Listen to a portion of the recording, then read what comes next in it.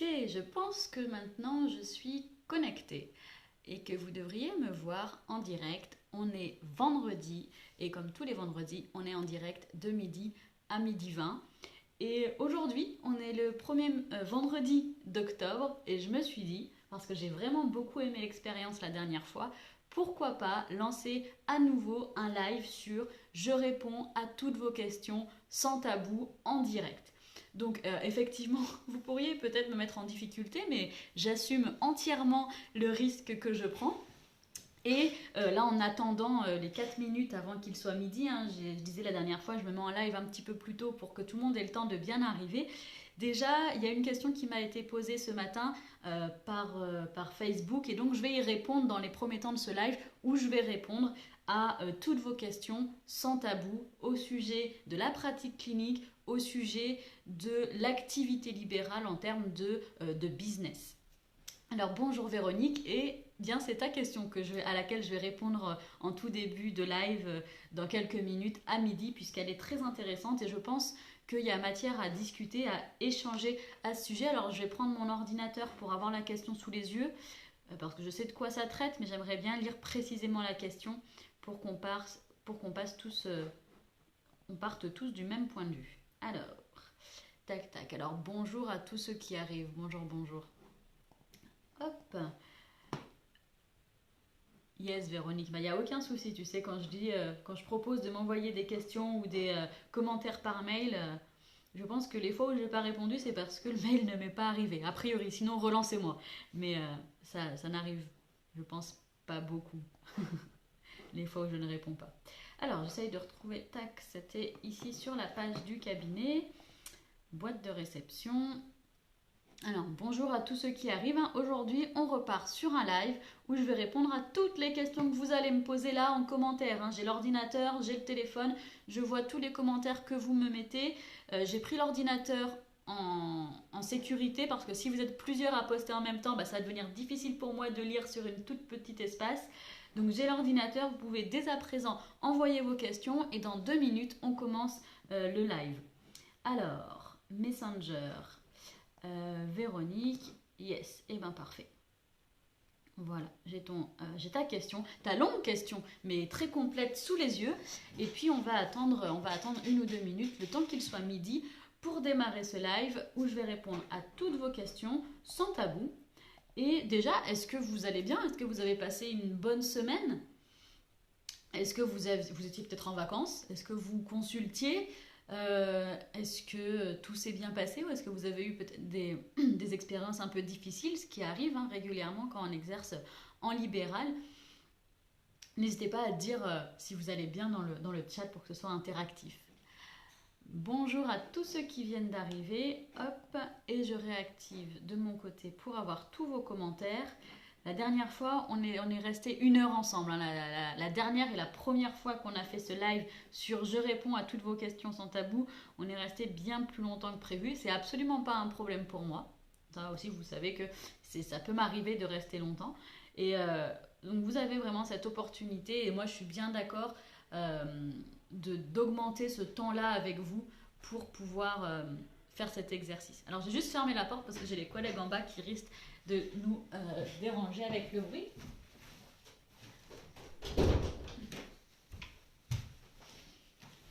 Hop là. Allez, il est midi, alors on y va. On y va pour ce live spécial Je réponds à vos questions sans tabou. Et je vais commencer par une question qui m'a été posée, allez, il y a 20 minutes par Véronique, qui est, je lis la question telle qu'elle m'est présentée et s'il y a besoin, j'enlève ou je change certaines informations pour garder le secret professionnel, puisqu'on est en direct sur une page Facebook qui est accessible à tous. Alors, j'ai une question qui m'inquiète. Une fois que tu as fait un bilan trouble du spectre de l'autisme, tu le remets au patient, qu'est-ce qu'il en fait? Première question. Ensuite, la personne explique, donc Véronique en l'occurrence. Je suis passée par une neuropsy et ensuite je l'ai fait certifier par un médecin. Donc elle parle du bilan. Avec tout ce que j'apprends sur l'autisme, j'étais persuadée d'avoir vu, entendu et lu qu'après avoir passé tous les différents bilans dans le privé avec une équipe pluridisciplinaire, on pouvait le faire certifier par son médecin ou le pédiatre, le cas échéant, car les psychiatres étaient saturés. Et là, ce matin, une personne m'assure que les neuropsychologues ne peuvent pas faire des diagnostics et qu'il faut automatiquement passer par un psychiatre pour le faire valider ou certifier. Alors ça veut dire que les documents me concernant, que j'ai fait certifier par mon médecin, n'ont aucune valeur, point d'interrogation. Donc la personne s'en fiche un peu finalement, mais c'est juste plutôt une question théorique qu'elle souhaitait discuter. Pour son cas personnel, il n'y a pas besoin d'aller solliciter la MDPH, mais voilà, la question l'intéresse quand même. Et après, ce qui l'embête aussi, c'est que lorsque on lui demande à elle des renseignements, puisqu'elle travaille en lien avec des personnes avec autisme, qui veulent faire la démarche MDPH, eh bien, elle aimerait ne pas leur raconter de bêtises et savoir un petit peu ce qu'il y aurait à dire. Voilà. Alors, je vais vous laisser, si vous voulez, donner aussi, vous, votre point de vue sur cette situation-là. Dans ce message, il y a plusieurs points qu'on va aborder. Le fait qu'un psychologue fasse des diagnostics de troubles du spectre de l'autisme, le fait que les diagnostics médicaux sont posés par des médecins, et la question de la valeur de l'évaluation d'un neuropsychologue, le fait de qu'est-ce qu'on fait d'un bilan qui entre dans le cadre diagnostic, d'un bilan psychologique qui entre dans le cadre diagnostic des troubles du neurodéveloppement, et aussi comment est-ce qu'on va, disons, défendre ou présenter, si vous préférez, son dossier à la MDPH. Ça pourrait faire un webinaire de 2 heures. Mais je vais essayer de répondre succinctement, mais de manière quand même assez précise.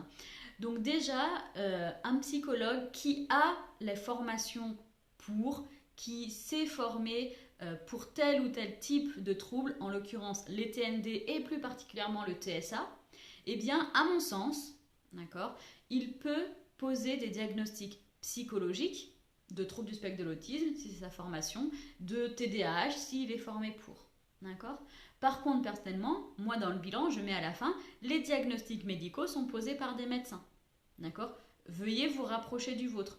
Puisque, de cette façon-là, en posant un diagnostic psychologique et en disant que les diagnostics médicaux sont réalisés par les médecins, j'évite d'être accusé d'exercice illégal de la médecine, qui est quand même quelque chose d'important, il me semble.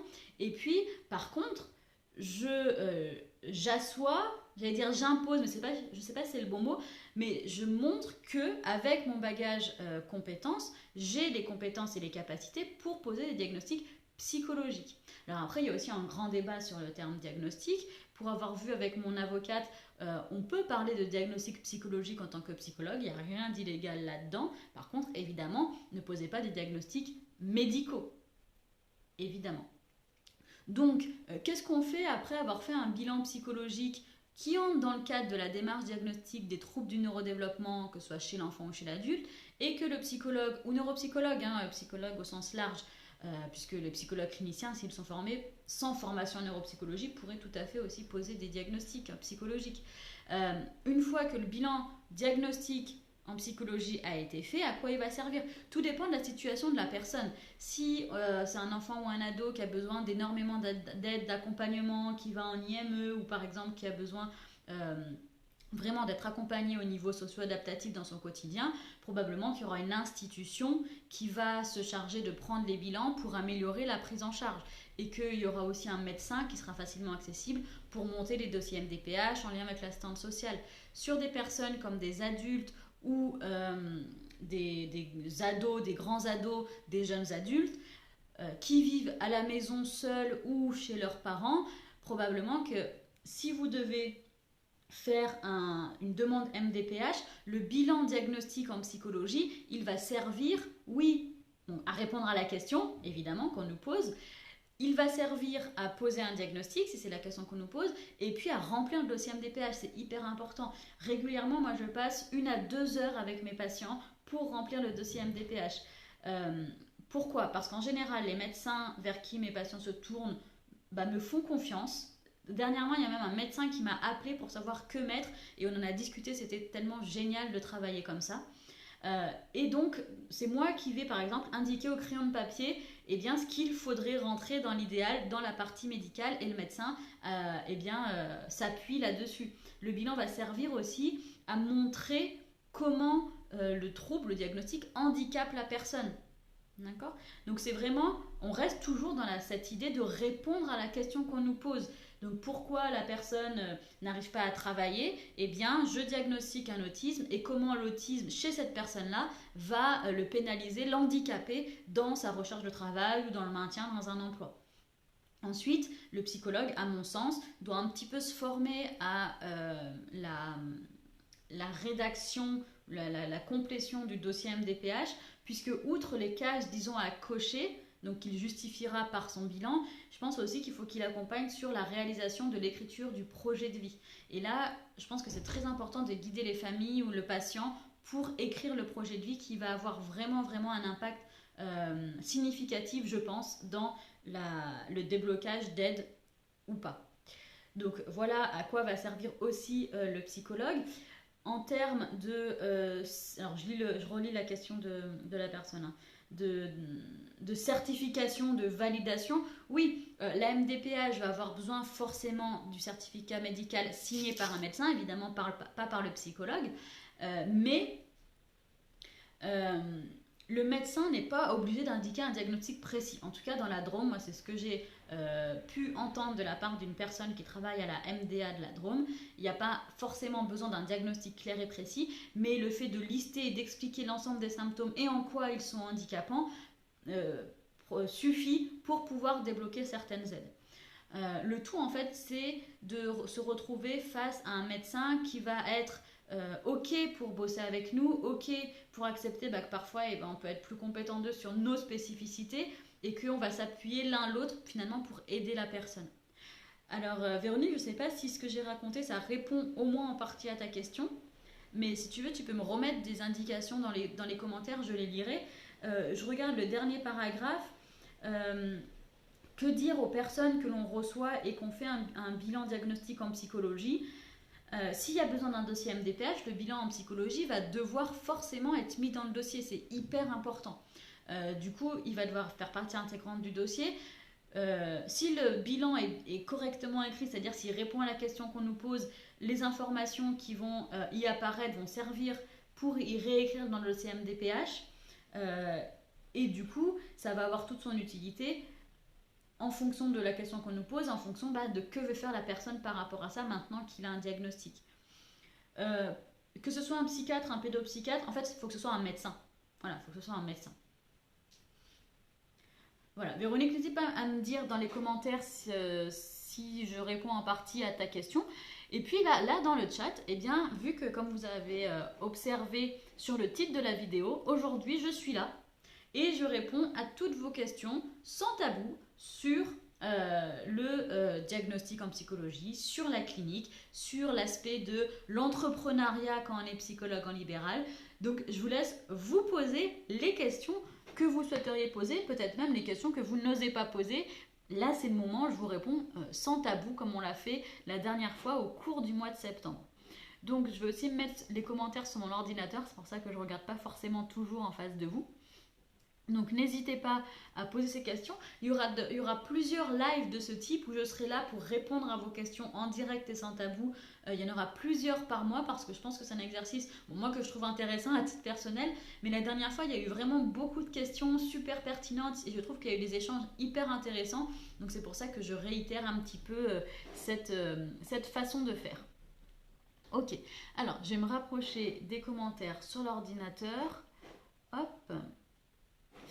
Et puis, j'avais aussi eu une autre question au cours de la semaine. En attendant que vous posiez vos questions dans le live, je vais en profiter pour récupérer une question. Comment envoyer par mail le temps que vous soyez à vos claviers, à écrire les questions qui vous taraudent, les choses que vous aimeriez bien savoir et auxquelles vous aimeriez que je réponde. Alors, tac. Je vais essayer de retrouver ce mail assez rapidement. Je ne sais pas si ça va être gagné. Alors voilà, si. Alors ce mail-là que j'ai reçu, il concerne plutôt un aspect organisationnel. C'est-à-dire que la personne, donc, qui est psychologue en libéral, m'a demandé comment est-ce que je faisais pour organiser mon planning et comment je faisais, au niveau technique, quels outils j'utilisais pour pouvoir faire mon planning, mon agenda, les patients, etc.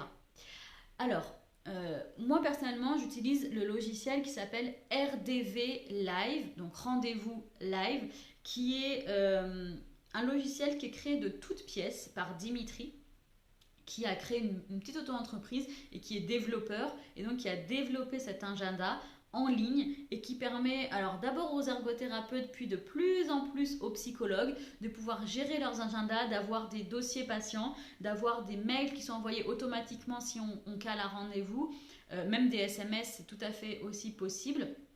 L'agenda peut être partagé avec des collaborateurs qui seraient présents où il est aussi possible de faire automatiquement la procédure pour la rétrocession. Il y a un système de facturation et de devis, donc ça permet aussi de gérer sa comptabilité et ça permet aussi de faire des statistiques sur son activité en termes de nombre d'heures par mois, par semaine, par jour et de nombre aussi de sous gagnés mois par mois. C'est un logiciel qui est vraiment facile d'utilisation et que moi je vais préférer à d'autres outils de boîtes plus grosses par exemple, sans en citer, car j'aime beaucoup travailler avec des personnes qui créent leur truc, leur petite boîte, qui créent leur business comme ça, de toutes parts, de toutes pièces, avec leurs mains, et de travailler en direct avec eux. Et ça, vraiment, j'adore et je suis vraiment pour travailler comme ça sur de la proximité, de l'humanité et cette facilité de communiquer avec les gens sans intermédiaire, sans 3 secrétaires ou 3 commerciaux entre-temps. Voilà. C'est vraiment cet aspect-là de collaboration et cette proximité qui m'intéresse vraiment, vraiment. Alors, j'ai vu que Seb est là et qu'il a posé une question. Alors, que penses-tu de la prise en charge en psychologie de patients sans évaluation au préalable? Eh ben, j'en pense pas du bien. J'en pense pas du bien. C'est-à-dire que une personne qui ressent ou annonce qu'elle ne va pas bien, salut Mathieu, qui ne se sent pas bien, qui a des problèmes dans sa vie, qui a des difficultés pour gérer son quotidien, qui a des difficultés au travail ou dans n'importe quelle sphère de sa vie, et cela l'amène à consulter un psychologue ou un médecin qui l'envoie vers un psychologue, pour moi, c'est juste impensable de prendre en charge sans faire un diagnostic, mais un diagnostic de manière globale. Enfin, je veux dire, ça peut être, selon les hypothèses qui vont nous venir, ça peut être un diagnostic de troubles anxieux, un diagnostic, je sais pas moi, de PTSD, quel que soit. Enfin, il va falloir évaluer. Enfin, c'est toujours le même exemple. Emmenez votre voiture chez le garagiste, il va pas s'amuser à changer la roue comme ça parce que lui, c'est un expert du changement de roue. Et si vous emmenez votre voiture chez un autre garagiste parce qu'elle est en panne et que lui, c'est un expert de la carrosserie, il va pas vous refaire la carrosserie. D'accord? Donc c'est toujours un petit peu cette idée-là. Vous emmenez votre voiture chez un garagiste, il va faire un bilan. Il va essayer de comprendre ce qui ne va pas pour adapter la prise en charge de la voiture derrière. Pour nous, c'est pareil. C'est un peu plus... voilà, l'exemple est quand même est large, hein, mais entre une voiture et une vraie personne. Mais c'est la même idée. Donc, une prise en charge en psychologie sans évaluation en préalable, personnellement, moi, je ne sais pas faire. Et je ne comprends pas le processus. Alors, je veux bien qu'on me l'explique. Ça, il n'y a aucun souci pour en discuter. Mais je ne vois pas comment c'est possible de prendre en charge quelqu'un sans savoir de quoi il en retourne. Regardez juste par exemple le nombre de symptômes qui peuvent être transversaux entre différents troubles. Rien qu'un problème de fonction exécutive, ça peut être transversal à plein de pathologies, à plein de troubles. Et ça s'exprime de la même façon pour plein de troubles différents. On fait comment? Comment aussi on fait pour être dans une prise en charge adaptée à la personne, c'est-à-dire que si une personne a un trouble des fonctions exé qui se manifeste par un gros défaut de gestion des émotions, okay, on peut prendre 10 personnes avec exactement ce même trouble. Si c'est un TDAH, on va pas faire la même chose. Si c'est un TSA, on va faire la même chose. Si c'est un trouble de personnalité, on va pas faire la même chose. Et selon leur contexte, leur environnement, leurs besoins, leurs demandes de changement, on va pas forcément travailler sur le problème de gestion des émotions. Donc il y a vraiment tout ça à prendre en compte. Donc quand vous voyez une personne et qu'il n'y a pas de diagnostic, on s'arrête, on pense au garagiste et on se dit qu'on ne va pas forcément changer la roue pour faire la carrosserie. Alors, n'hésitez pas à intervenir dans le chat. Il nous reste 5 bonnes minutes. J'ai vu Mathieu qui est arrivé. Hello. Véronique, tu dis que tu as que tu es agacé, orage, pas tout entendu, tu regarderas la vidéo. Ouais, pas de souci Véronique, n'hésite pas à revenir vers moi comme tu sais très bien le faire déjà, il n'y a aucun souci. Émilie, tu dis, quand on parle d'évaluation, ça signifie éval neuropsy ou travail sur la demande. Car effectivement, sans demande, ça risque d'être difficile et selon la demande, le bilan pourrait être une première étape. Pour moi, le bilan à visée diagnostique, psychologique, le bilan psychologique à visée diagnostique est la première étape d'une prise en charge. Voilà.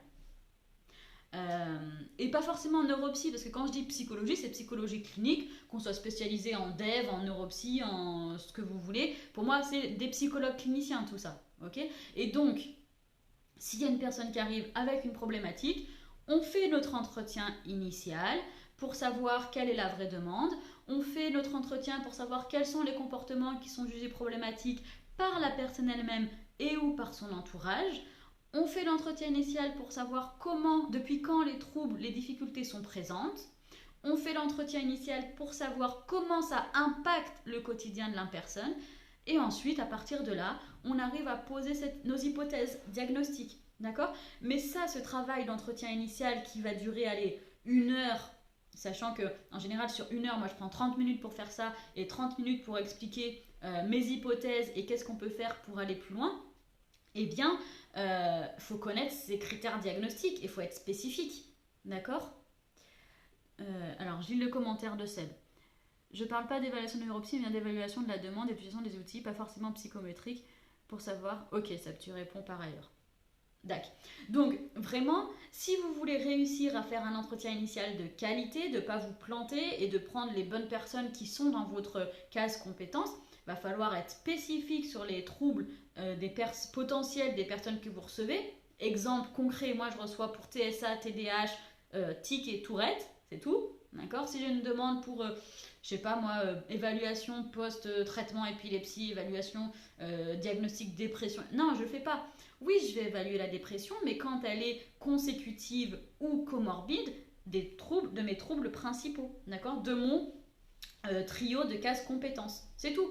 La personne âgée qui me demande un bilan mémoire, elle oublie. D'accord ? Je réoriente.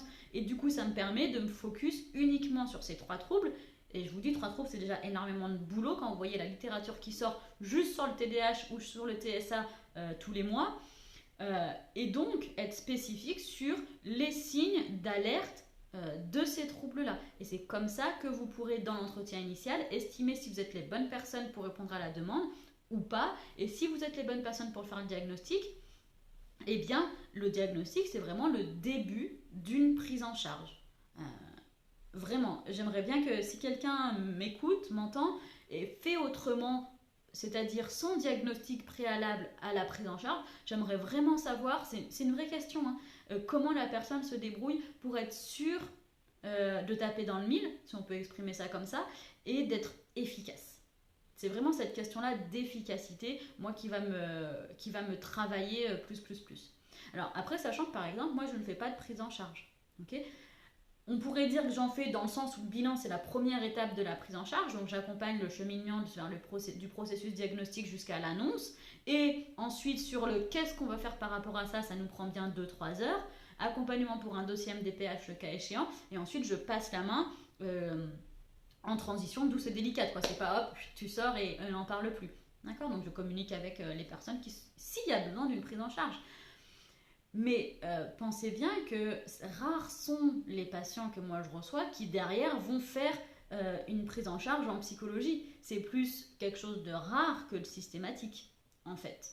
Puisque ces personnes TND sans déficience, avec le diagnostic, avec ces informations complémentaires à leur sujet, vont pouvoir d'une certaine manière rebondir, changer par eux-mêmes des comportements, faire de nouveaux souhaits de changement en lien avec les nouvelles compétences qu'ils ont sur leur propre personne, à savoir le diagnostic, et continuer à avancer comme ça. D'accord ? Donc il y a vraiment cette idée-là de diagnostic comme première étape d'une prise en charge, et pour moi, elle est incontournable. Alors, on arrive sur la fin de notre live. Je vais voir s'il y a des questions. Il n'y a pas de souci. Si je vois qu'il y a des questions en commentaire, j'y répondrai avec grand plaisir. Alors, hop, je lance mon ordi, j'actualise. Ok. Ça marche. Ouais, c'était vraiment orienté vers le diagnostic. Bon, quoi qu'il en soit, on refera des lives. Des lives comme ça où vous posez toutes les questions que vous voulez à la fois sur la pratique clinique ou sur l'entrepreneuriat en tant que psychologue libéral et j'y réponds sans tabou. Je vais regarder le commentaire de Seb et après je pense que s'il n'y a pas d'autres questions on s'arrêtera là pour mieux reprendre vendredi prochain. Alors Seb dit: en retour de discussion avec des collègues, ils peuvent dire qu'on n'a pas besoin d'un diagnostic pour une prise en charge mais d'une demande, un besoin. Moi dans ce cas-là je pense que ça ne relève pas forcément de notre métier de psychologue mais plutôt d'une approche de coaching bien fait. Oui.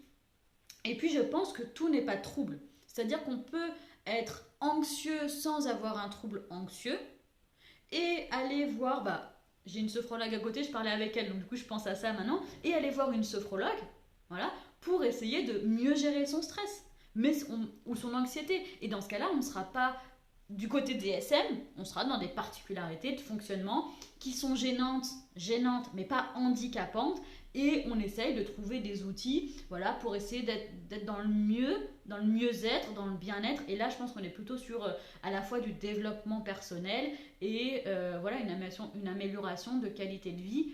Et on n'est pas du tout dans le DSM et il n'y a pas de raison qu'on vienne nous voir. Ouais. Si c'est ce que tu dis, Seb, moi je suis bien d'accord.